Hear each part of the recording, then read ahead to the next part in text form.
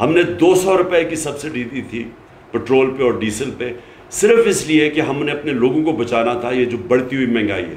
جب پٹرول اور ڈیزل بڑھتا ہے تو ساری چیزیں مہنگی ہو جاتی ہیں، تو ہم نے اس لیے سبسڈی دی تھی، ہمیں پتہ تھا کہ اس کا سب سے زیادہ جو تکلیف ہوتی ہے وہ عام آدمی کو ہوتی ہے، تو اس لیے ہم نے 200 ارب روپے کی سبسڈی دے کے IMF ہمیں کہہ رہا تھا مہنگا کرو، ہم نے 10 روپے کم کیا اس دونوں کی، ڈیزل اور پٹرول کی قیمت، لوگوں کو تحفظ دیا اس مہنگائی سے جو عالمی مہنگائی تھی۔ تو ہمارے دور میں پھر سے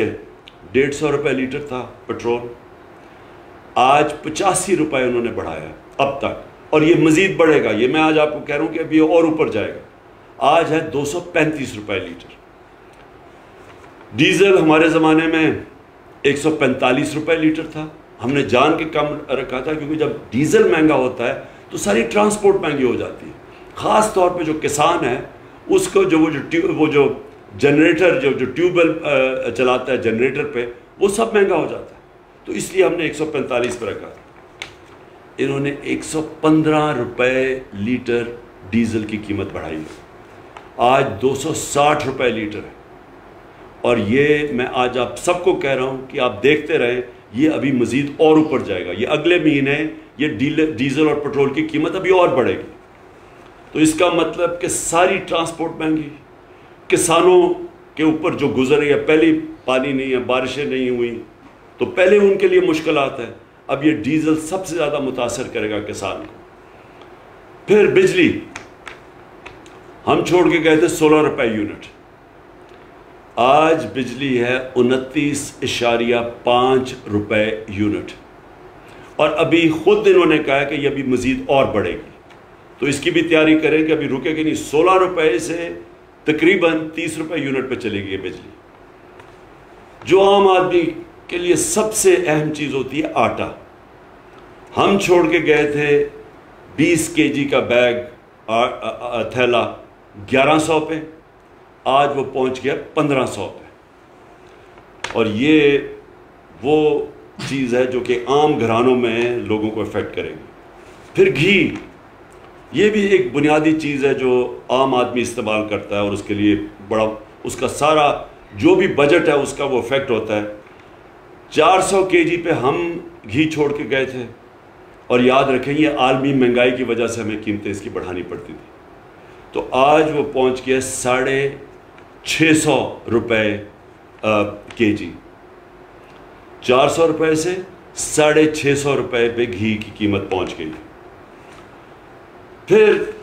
جب عدم اعتماد کی انہوں نے سازش کی تو جو ڈالر تھا ہمارے وقت پہ 178 روپے کا تھا، یاد رکھیں ہمیں مشکل کیوں پڑی ہوئی تھی، ہمارا اتنا بھی اس سے بھی کم ہونا تھا روپیہ، کیونکہ ہمارا جو بیرونی خسارہ تھا وہ ہم نے تیسرے سال بالکل کم کر دیا تھا۔ یہ چھوڑ کے گئے تھے نون لیگ تاریخی بیرونی ملک خسارہ، یہ چھوڑ کے گئے تھے تقریباً 20 ارب ڈالر، کبھی اتنا بڑا خسارہ پاکستان میں نہیں ہوا، ہم نے اس کو تیسرے سال بالکل نیچے لے آئے تھے۔ بدقسمتی سے عالمی قیمتیں اوپر چڑھی گئی، ہمیں سب سے بڑا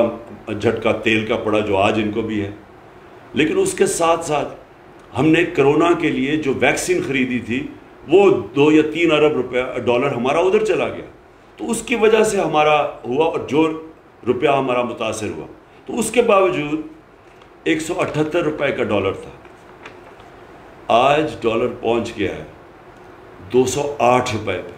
30 روپے ڈالر مہنگا ہوا ہے۔ اب اس کے جو اثرات ہیں، ابھی جتنی بھی آپ کو میں نے مہنگائی بتائی ہے، اس سے اب بہت بڑھے گی جب روپیہ گرتا ہے، اور جب ڈالر مہنگا ہوتا ہے اور ڈالر میں چیزیں خریدتے ہیں تو یہ بھی تیل اور مہنگا ہوگا، اس کا مطلب ڈیزل، پٹرول، بجلی، یہ سب اور مہنگی ہوگی۔ اچھا، اب میں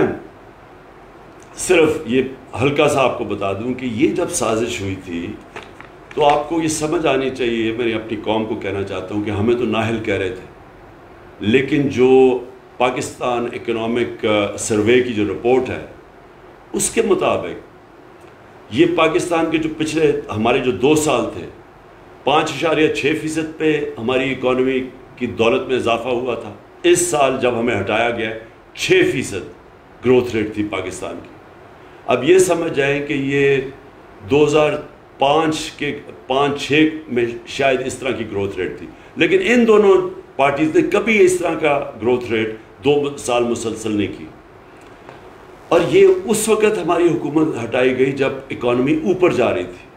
ہماری جو انڈسٹری تھی، میں صرف یہ آپ کو بتا دوں کہ ہماری انڈسٹری 7.2% پہ بڑھ رہی تھی. ہمارا جو زراعت تھی وہ 4.4% پہ بڑھ رہی تھی. اور یہ اس کی وجہ سے ملک میں خوشحالی آ رہی تھی، کسانوں کے پاس پیسہ آ رہا تھا. کبھی اتنا زیادہ پیسہ کسانوں کو نہیں گیا جو ہمارے دور میں گیا یہ پچھلے 2 سالوں میں. ہماری پیداوار ریکارڈ تھی 4 فصلوں کی. اس وقت جب ہمارا ملک آگے بڑھ رہا تھا اور ہم نے ان دونوں نون لیگ اور پیپلز پارٹی سے ان 3 سال میں 55 لاکھ نوکریاں زیادہ مزید بڑھائیں. سارے برِ صغیر میں جس ملک میں سب سے کم بے روزگاری تھی وہ پاکستان تھا. تو اس وقت یہ انہوں نے سازش کی، مہنگائی کا بہانہ مارا. مقصد کچھ اور تھا. پاور میں آ کے نہ ان کو سمجھ آئی کہ معیشت کو کیسے سنبھالنا ہے، نہ ان کو سمجھ آئی مہنگائی کا شور پہ چل. مہنگائی کا میں نے آپ کے سامنے بتا دیا. مقصد ان کا صرف ایک تھا، NRO2 لینا.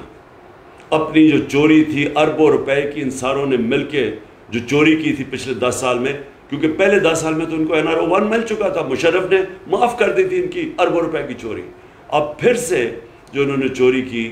وہ اب اس چوری کو ختم کرنے کے لیے جو ساری پلاننگ تھی کہ نیب کو ختم کیا جائے، نیب کے جو انہوں نے امینڈمنٹس کیے ہیں وہ ساری ان کی ٹاپ لیڈرشپ کی چوری معاف اربوں روپے کی. اور پھر FIA میں جو کیسز میں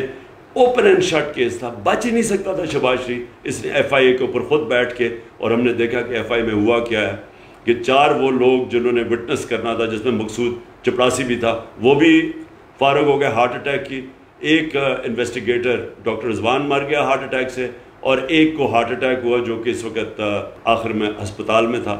اور تو یہ اصل میں ان کا مقصد تھا. اور پھر الیکشن کمیشن کے ساتھ مل کے الیکشن کی دھاندلی کر کے پھر مسلط ہو جائے.